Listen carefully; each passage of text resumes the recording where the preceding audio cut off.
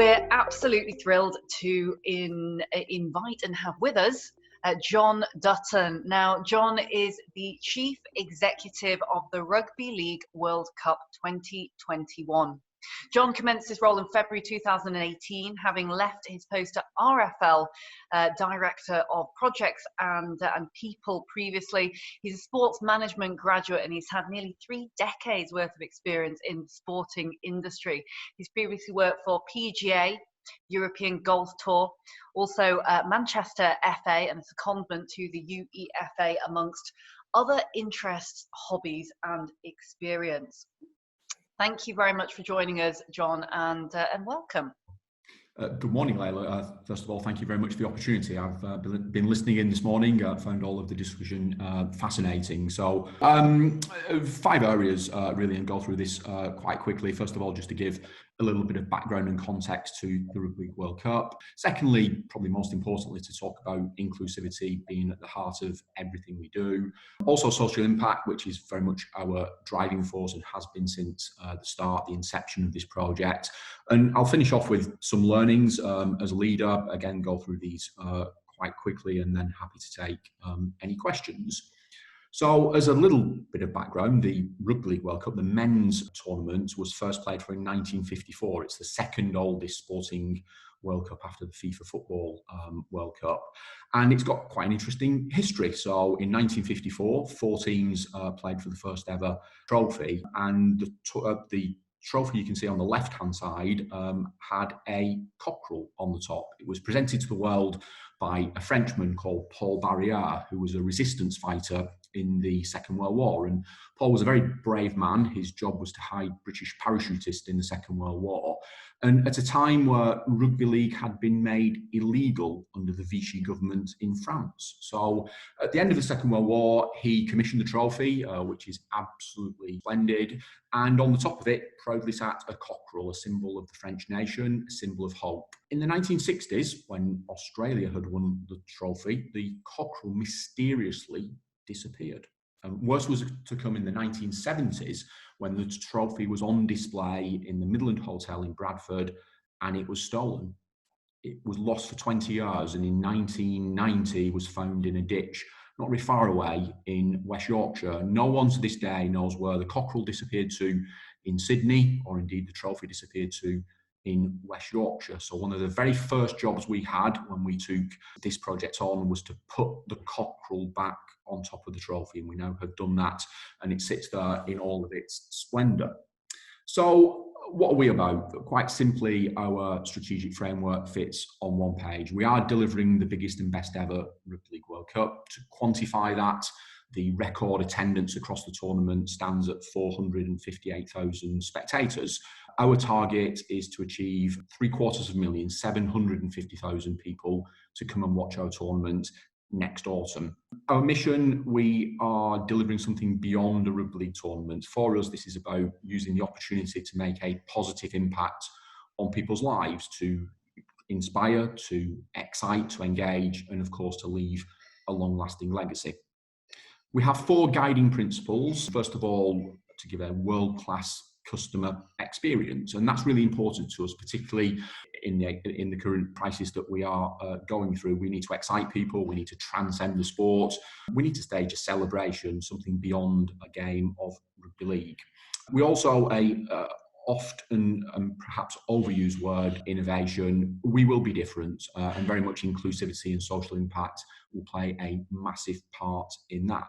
We will also be responsible. Yesterday, like many people, we celebrated World Earth Day. We are launching a sustainability project about how we deliver a sustainable tournament. But we also have a great responsibility. We want to make ethical decisions, which at times are very hard, particularly in the commercial space, but have that driving responsibility and approach through everything we do. Impact is something I'm going to touch on in a little more detail, but it's not just about creating impact, it's also the ability to measure that and make sure that whatever we do, we can pass that knowledge on to people in the future. We are a values-led organisation. We have 4 values. First of all, to be bold and brave, to be a disruptor. And I would suggest we've done that since the start of our journey way back 5 years ago. We want to and will be world class. We are staging a global sporting tournament that until a few months ago, calendar in 2021 was rather empty and had us at the end. And now, of course, with the displaced major global sporting events, the calendar is extremely full and we're proud to play a part in that. We are authentic. Whatever we say we do, we get on and we deliver. And of course, we are inclusive. For the first time ever, the men's, women's and wheelchair tournaments will take place at the same time, on the same platform, with that drive towards. We have 5 strategic goals, and all of this is in the public domain, all on our website, to be the most attended tournament, which I've touched on, but also the most viewed tournament across the globe. I will talk a little bit about our partnership with the BBC here in the UK. From an international perspective, we want to make sure that anyone, anywhere in the world can consume and enjoy the tournament. To deliver a profitable tournament, what does that mean? Quite simply, it means getting to a break-even position. Any of the money generated from this tournament will be spent on developing the sport, both domestically and internationally. I'll talk about legacy and what legacy means to me in a second. Profile and visibility for the sport. This is a wonderful opportunity for the sport. And I use the word transcend rugby league, and that's very much what we aim to do, but create great visibility and profile on this celebration of all that is great about rugby league in October and November next year. And we also have a quite ambitious, bold and brave, dare I say, ambition to be a digital first tournament, to use digital in a really contemporary way and to make sure that we can connect people digitally throughout all of our journey. The picture here was taken in January at Buckingham Palace when we were incredibly blessed to be joined by Prince Harry to make our draws for the tournament. And this is one of the examples of how we will be world class. So I've already talked about the 3 tournaments being staged together. We have 61 games in the tournament. Every minute of every game will feature across BBC platforms, which in the UK will give us great reach. We are incredibly fortunate that we've secured a significant amount of government funding to stage the tournament and help not just deliver the tournament itself, but also money into our legacy programme. We have a partnership with the Cabinet Office, promote the Northern Powerhouse, the power of the North, and certainly across the government's levelling up agenda. And a lot of our tournament will take place across the north of England, as I will demonstrate shortly. And we have a number of partnerships, not least our charitable partnership with UNICEF. We are now activating that and making sure that resonates, not just across the globe, but also here in the UK.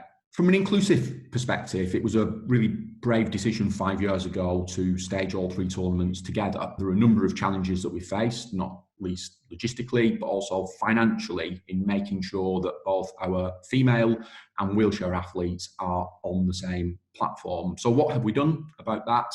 First of all, we've equalised the participation fees. So every team will get the same participation fee for taking part in the tournament.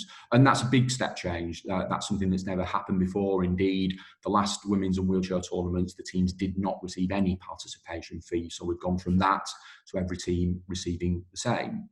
We've also introduced prize money for the women's and wheelchair teams. Again, that hasn't happened before. Not quite yet on parity, but the next step in 2025 will definitely be that. We've extended the women's schedule. We flew to Sydney last October. We spoke to a number of players and we listened to their concerns about the women's schedule not being aligned and not having the same number of rest days as the men's. And again, we're not quite there in one step, but in 2025, there will be the same rest period. But what we have done is we've extended the women's schedule. We are starting earlier. We are giving the athletes more time here to acclimatise and prepare for the tournament. And we will finish our women's tournament on the same day as the men's tournament in the same stadium at Old Trafford. And Wheelchair Rugby League, for many people, I was on Layla's podcast a few weeks ago and talked a little bit about Wheelchair Rugby League, and would urge anyone, if you haven't seen it, to take a look. It is a quite brilliant, at times semi-brutal game, but most importantly, it is truly inclusive. So both disabled and non-disabled players can play together. Both men and women can play together. And there's some quite incredible stories that we want to bring to life to celebrate what a brilliant sport Wheelchair Rugby League truly is. The events, so 3 tournaments, 32 teams, 5 weeks in October and November next year. We have 21 unique nations. 21 is a big theme for us. We also have 21 venues playing across 18 host towns and cities.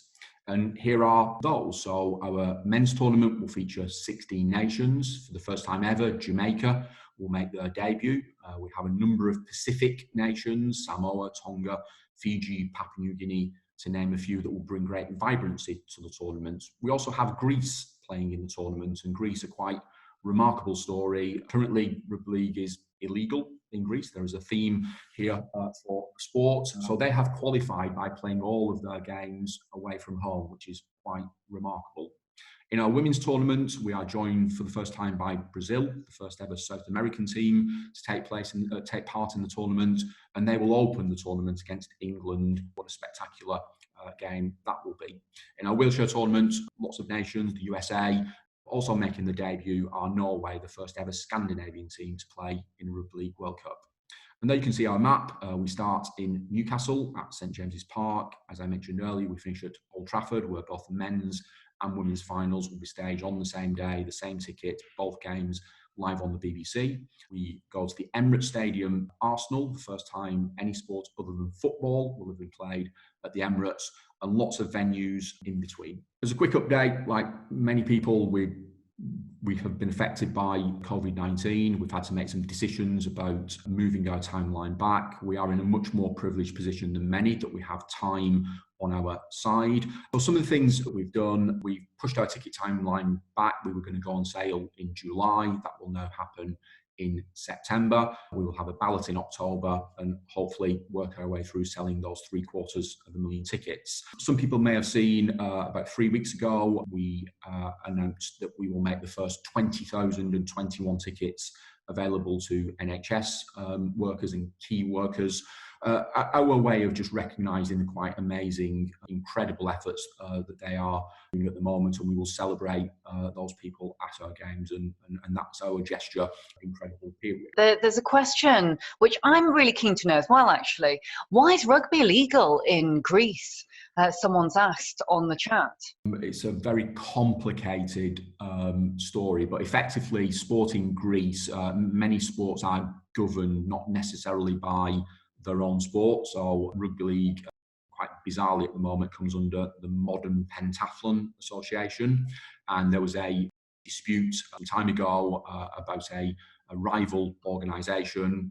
It got incredibly political, incredibly messy, and essentially the government then didn't recognise rugby league as a sport, so the team weren't allowed play there. It is just an incredible story, but most importantly, what we've done is we've supported the Greek Rugby League Federation. They've qualified for our tournament. There's a nice little short film on our website about them. And when we had the draw in January at Buckingham Palace, one of the delegates from Greece Rugby League came along, and that's really acted as a catalyst for the Greek government to recognise what a great sport rugby league is, but what a great opportunity to actually get behind Greece. So we are very confident that that situation will be reversed by relentless approach by the belligerents, but also by qualifying for our tournament. So I mentioned earlier about the north of England. We have 85% of the tournament based in the north. We're headquartered in Manchester, which is quite unusual for a major global sporting event. And we want to celebrate the North. The North is a wonderful place to live and to work.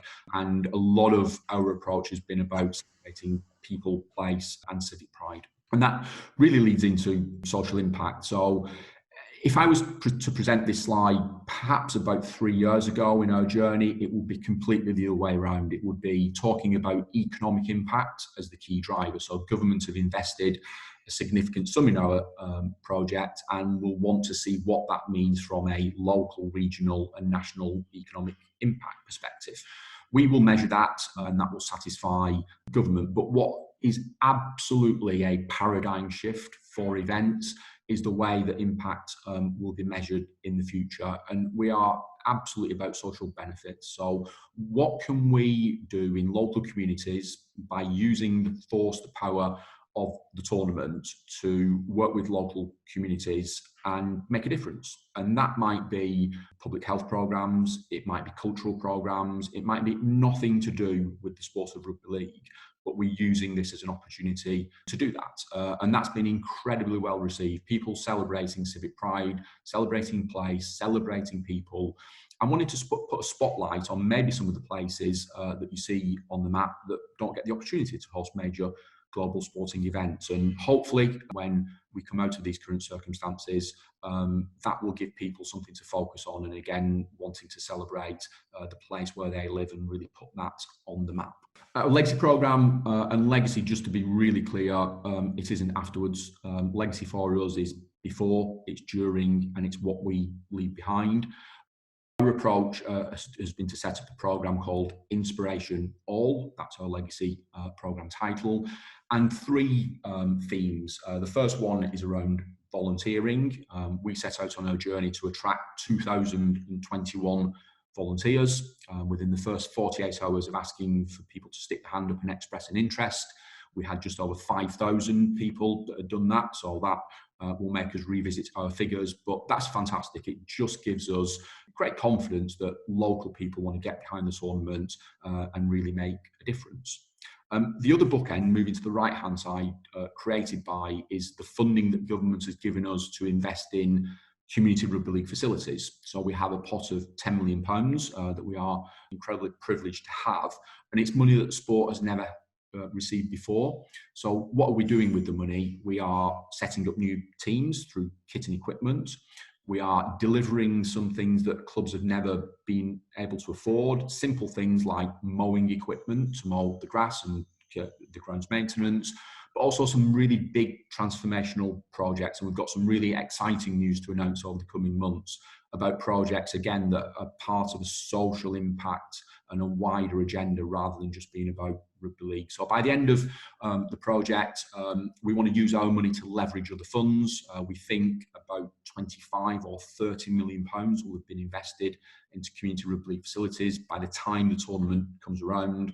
And that's just a wonderful opportunity that's never happened before. The sport of rugby league is 125 years old, and this is just a wonderful opportunity to actually invest into bricks and mortar and to things that will make a tangible difference. The bit in the middle, inspired by, is everything else. I've mentioned culture, so dance, choir, heritage, our public health programme. In partnership with Prince Harry, in January we launched the mental fitness charter for the tournament. We believe we're the first ever sporting tournament to launch that, and then we backed that up with some funding we've received in partnership with the men's charity Movember, where they will deliver to 8,000 young people mental fitness awareness training. And I don't think that's ever been more relevant than in these current circumstances. And we have a cross-curricular schools programme that we're launching out, and we are now trying very hard to digitise the majority of that so we can get that out in advance. We have a trophy tour and participation in international development and so on. But legacy for us is about genuinely making a difference. It isn't per se about trying to encourage people to play the sport. That will be a wonderful outcome. And that, Layla, is the sort of first part of the presentation. Happy to pause there. But first of all, I must say, I just love the unique approach that you've taken with the Rugby League World Cup. I love the fact that Rugby League World Cup is really paving the way for lots of other sporting ventures to be able to look at harnessing community and the power that it brings. Now, someone says here that the unique approach for disabled men, women's games happening together is great. Does it bring about challenges, or is it an opportunity to celebrate inclusion? Thinking about that one, another on the same vein is about the audience for women and disabled rugby, and whether you think this will increase in viewership as it has done for other global sporting competitions in the past. Yeah, two really good questions. I mean, the first question, both of the above.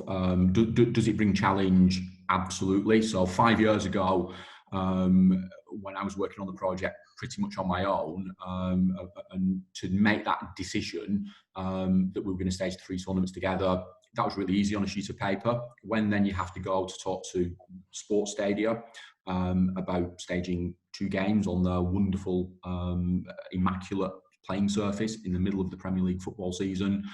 When you have to raise the additional funding that wasn't originally in the budget, then they are the challenges that we've had to overcome, and many more. But that you cannot be a values-led organisation and let those challenges get in the way. You've got to find a solution. So opportunities, yes.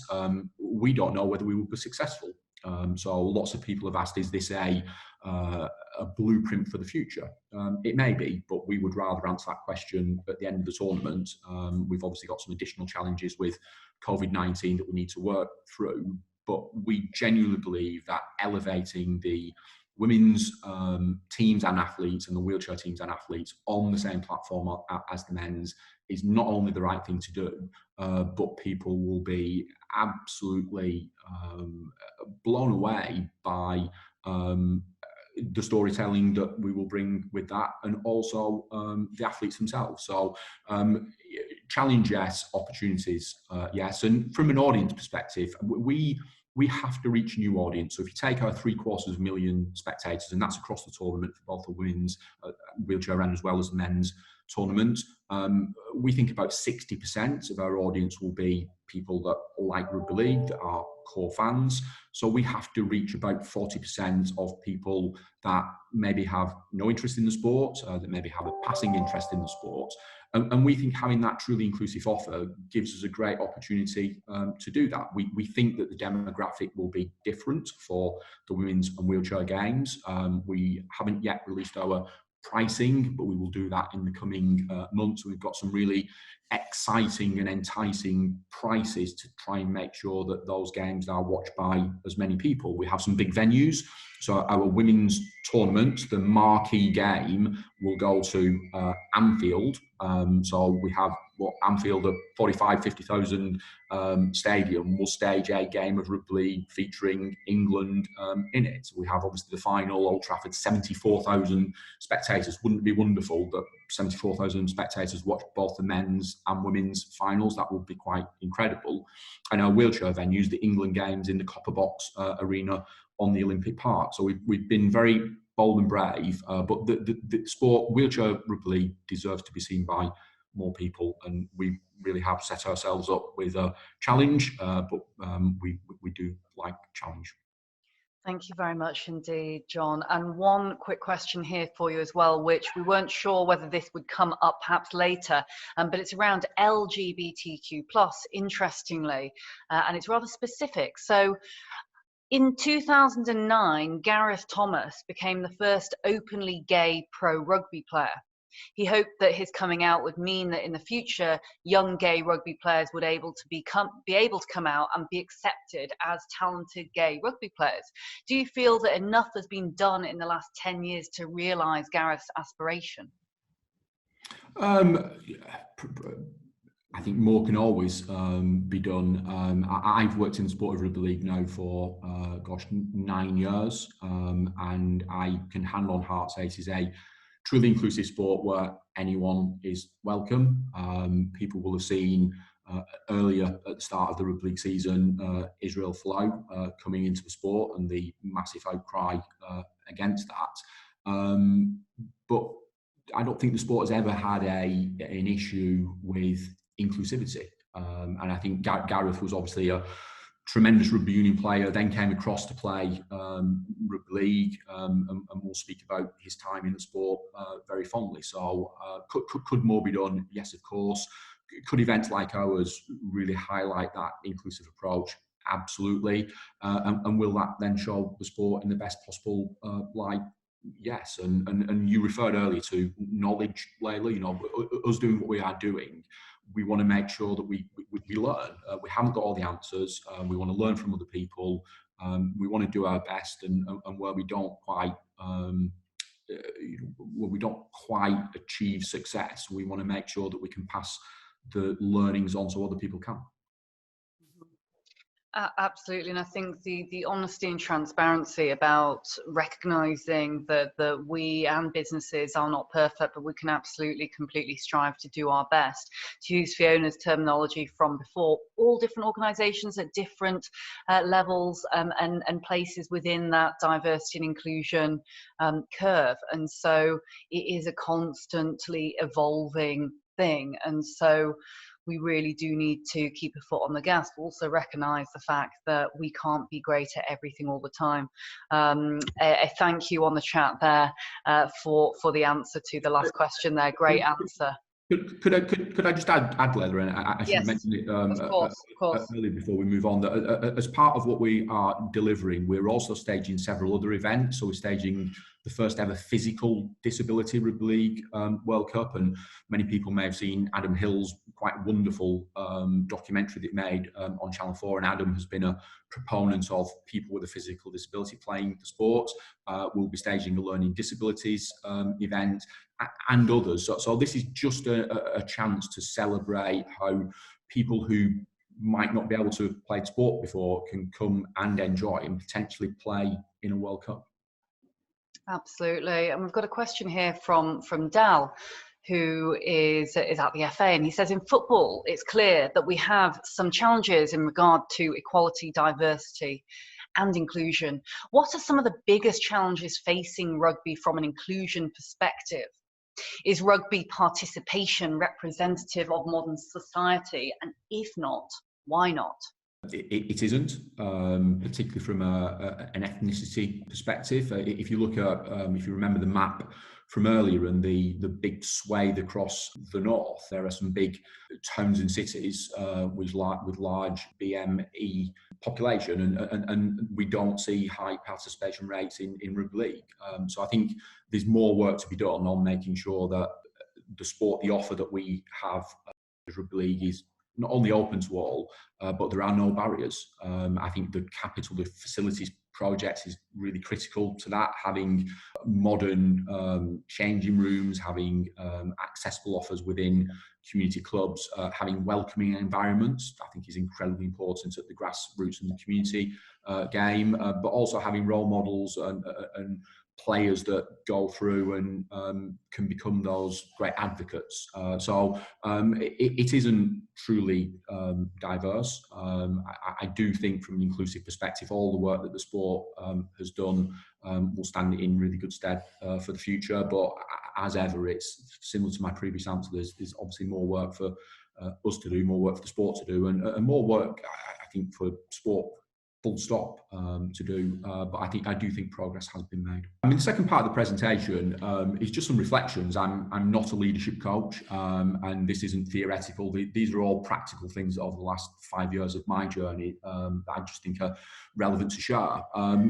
First of all, I'm engaged in a really interesting piece of work on futurology. So looking what the world will be like maybe as far as 2030, and then helping events and leaders adapt their offer. Now, this piece of work was commenced before COVID-19. It's fair to say that there's going to be another layer of complexity, but how people consume sport, entertainment, media in particular, the world of broadcast, of digital, is changing beyond all recognition. I referred earlier to more ethical decisions being made, particularly by younger people, and that for someone who might be leading a major sports event in the future, people will have to adapt to these things. So I think futurology is fascinating, and perhaps even more with the current circumstances that we all face. I pulled this out, and I really like it, a chart from the World Economic Forum, where on the right-hand side were the top 10 skills that leaders felt they needed. So in 2015, problem solving, no surprise, was at the top, and measuring that again 5 years later was still at the top, and I don't think that will come as a surprise to anyone. But the two things on the on the left-hand side, in 2020 that are brand new, that weren't on the list, were creativity and emotional intelligence. And I just think that is so relevant for being a leader of a team, someone who is leading a complex project. Emotional intelligence most definitely is really big part of my learning and creativity. We have to react and be different. So I just thought that was really relevant to share. From a high-performing team perspective, I would be proud to say I work in a high-performing team, and that success is not an accident. That's not happened by accident. That's happened by hard work. As I referred to earlier, we haven't reached the end of our project, so we might not be as successful as we hope, but having a high-performing team is incredibly powerful, and some of the components of that I will share. The first one is culture. So I've been in the really fortunate position of being in at the start, having a blank sheet of paper, being able to set up and help set up the board, set up the governance, then start to build the team, going from 2 people in the early days. We're almost very small. We've got about 20 at the moment, but we'll carry on growing. And that culture is just the most important thing of helping set ourselves up for success. And we talk about leader. So, of course, the opposite to this is leader-follower. I, as the boss, tell people what to do. They go away and they do it. They do it to great standard. And that's not what we are about. We are about empowering people. We are about giving people the tool set to make their own decisions, and not only make decisions, but be problem solvers, look round corners, look at what the problems are coming ahead, because we've got a very fast-moving, complex project. And we should keep reminding ourselves, we are a pop-up company. We had a start, we are now in the middle, and in the not too distant future, there will be an end. And that just puts quite a different slant on, particularly from a pressure perspective, making sure that everyone can be decision makers. And I talked about empowerment. I think empowerment is only successful where you enable people. It's very easy to tell people just get on and pretty much do what you want, and that can't happen. There has to be a framework, there has to be some enablement, but again, when you see that being successful, it's incredibly powerful. And challenge, I referred to challenge earlier, my favourite quote, I think I shared it previously with you, Layla, without challenge there is no achievement. If things were easy, A, it wouldn't be much fun, but B, you wouldn't get that sense of achievement. And certainly we've set ourselves up for a big challenge, and a part way through that, we've done some great things. We've not got all the answers, we might not be successful, but we thrive on challenge and having that vision to succeed. And there is the quote. And learning, I personally have an insatiable appetite to learn, really fascinating being part of this, listening to other people. I've learned something new today, and I've asked all of my team to go away with that mentality, and the thirst, the desire for learning, particularly coming back to what I said earlier, the world is changing and we have to change, and that is, again, so critically important now. And we talk about the bar, a 6-foot bar and a 100-foot bar. If you had the 6-foot bar in front of you, you would find a way of getting over it. A 100-foot bar is much harder. If you aim for the 100-foot bar, you'll certainly get higher than 6 foot. And Michelangelo's famous quote, the greater danger for most of us is not that we aim too high and we miss, but that we aim too low and we hit it. And I just think that's incredibly relevant, particularly on being bold and brave and ambitious. And then just finally, just share a few things with you on the current circumstances. Incredibly challenging for everyone. Sport really isn't important at the moment. The Rugby League World Cup isn't important, particularly when people are facing such incredible health challenges. But what we're trying to do is keep a sense of calm, rational decision making. Unity and togetherness, I just think is incredibly powerful. Having solidarity with our colleagues, not just in rugby league, but also across sport, I think is really powerful. It's been interesting to see that the way the industry has reacted, and many people facing some really tough circumstances. So we want to play our part in that, however big or small. And all of this, through adversity comes great resilience. The big focus on mental fitness for the tournament, also thinking of our workforce and colleagues, and developing resilience to cope with that significant adversity, I just think is incredibly relevant now. And I just wanted to leave you with this, going all the way back to the start of the presentation, about the cockerel. The cockerel, the symbol of the French nation, crowing every morning, heralding the dawn of a new day and giving people hope. And I just think from a Rugby League World Cup perspective, from a sport perspective, when there is some normality within the world, I think sport will play an enormous part in giving people hope. I just think is so important. So I've left my contact details, happy to share my presentations, and I hope you didn't mind me sharing the second part of that. I just thought it was relevant to share. Not at all, John. I thought the last piece, I was just saying, I think the last section of the presentation was fantastic, because I think whilst not all of us in our everyday lives are necessarily working within sport, actually those are key tips and advice that we can all take. And there has never been a more important time than there is right now for us really to remain together and to remain strong. Now, on the more general points, actually, and I'm glad that you did the end part of the presentation, because I've got quite a few questions here for you personally, actually. Someone's asking about how you got into sport, and in particular rugby. And also someone else is asking about mental health, which I think was quite interesting, because you touched there on the fact that we do need to be mentally healthy, and we do need to make sure we have this togetherness, as you put it.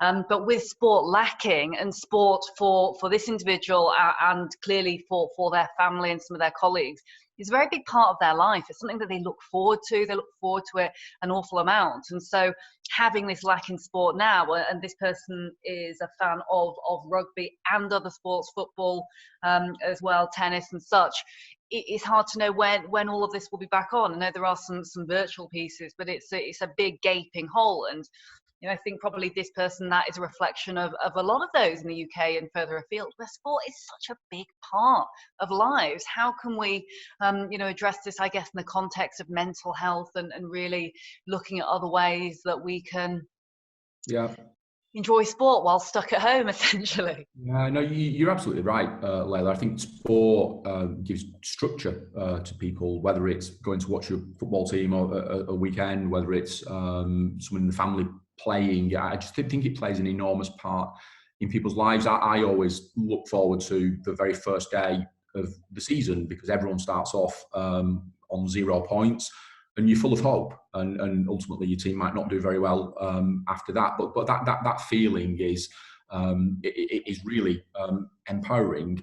Sport for I took up running more recently, and run a couple of marathons and try and keep myself fit. But actually, the running and the exercise is more for mental fitness rather than physical fitness. And having that opportunity to get some fresh air and to take a break from everything going on in the world and work and all of those things, it certainly helps me. But I think sport coming back, it has to come back at the right time. I'm undoubtedly sure it will be in the first instance behind closed doors, but I think it's something that will really there'll be a huge bounce, I think, from this. I think 2021 could be significant. The Olympics and Paralympics moving, the men's football European Championships, our event, and many others.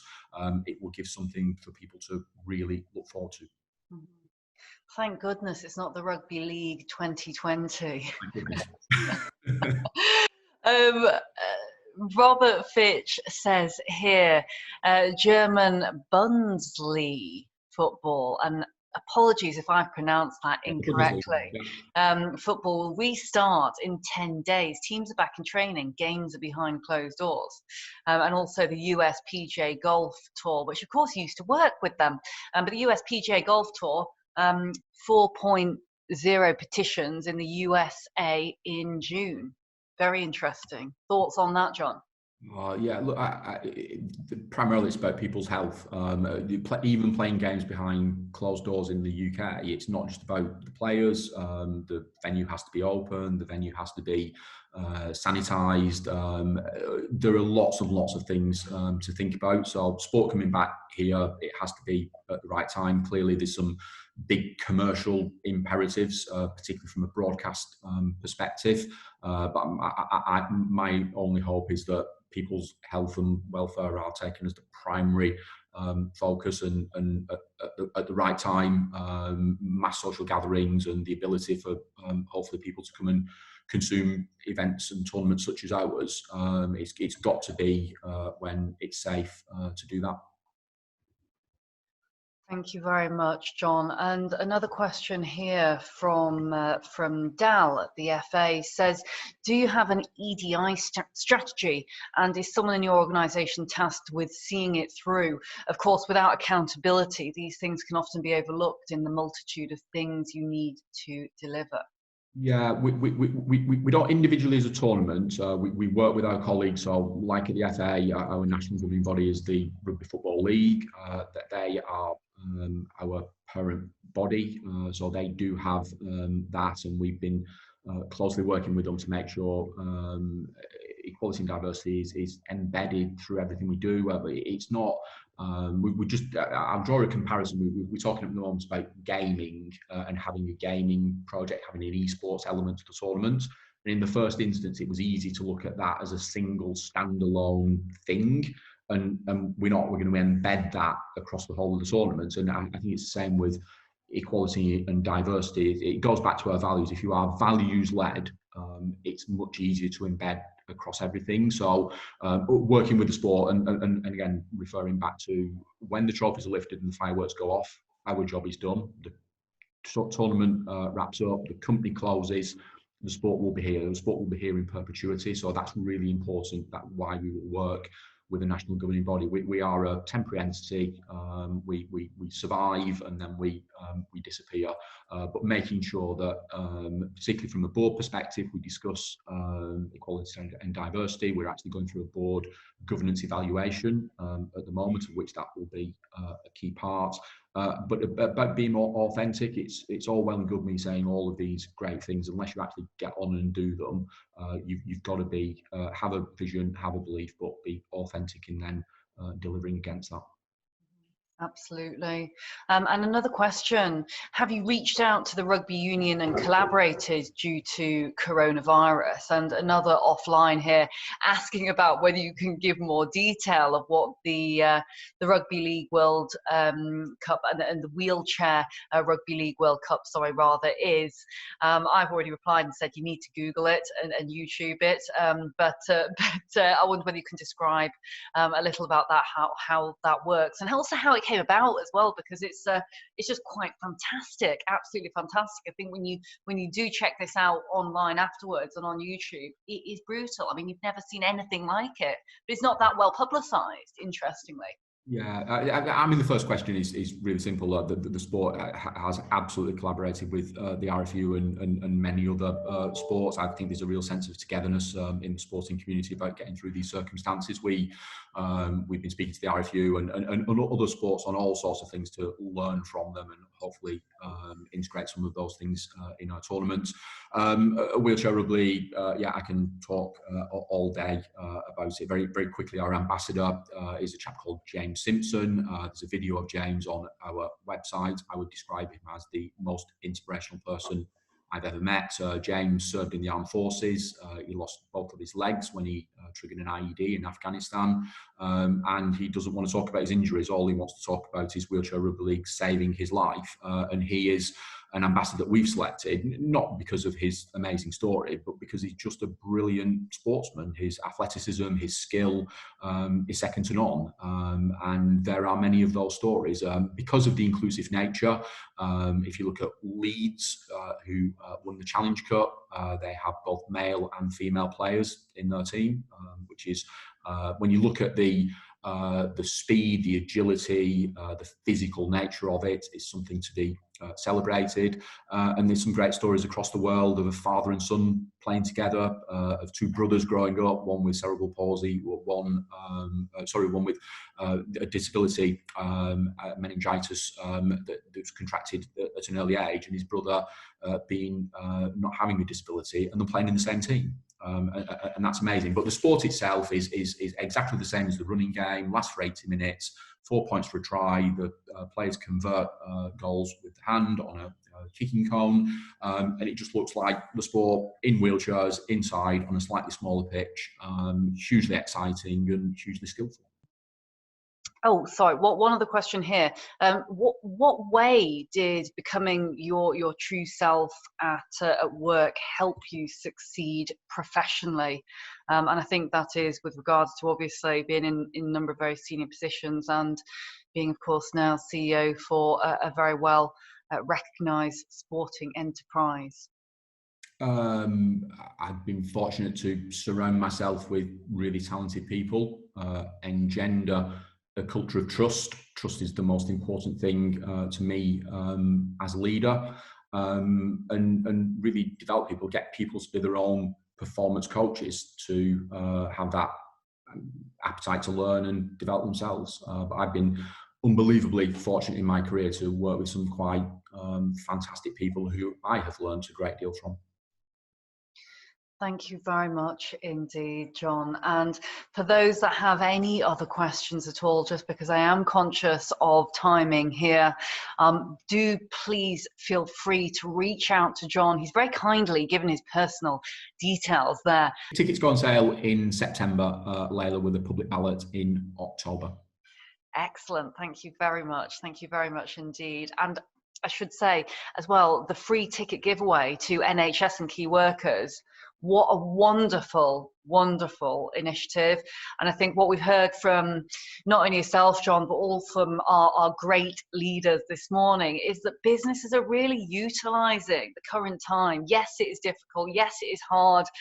But they're really utilising the resources they have, the people and the togetherness around them to be able to actually do social good. Business really can step up to the plate now at this point in time, especially with sports like rugby league, because there is a huge amount of visibility. And so really showing that gratitude publicly, I think, is just incredibly heartwarming and puts a smile on my face, certainly puts a smile on many other people's faces as well, I'm sure. So thank you very, very much. Someone's saying here, so we will have Euros football and rugby both in 2021. Hurrah! So that's great news. Roll on 2021 for it being the year of sport, and I'm sure that it will be very, very successful indeed, John, with you at the helm. So thank you ever so much for joining us. Visit www.dahlglobal.org. On the main page, we have a COVID-19 support hub, but you can also check out www.dahlglobal.org/podcasts or /virtual workshops. Check out previously recorded content in our content library and catalogue, but also you can check out what is coming up as well over the next couple of weeks and things that you can look forward to whilst you're at home. So thank you again all for tuning in, and we look forward to seeing you again very soon. Stay safe and stay well.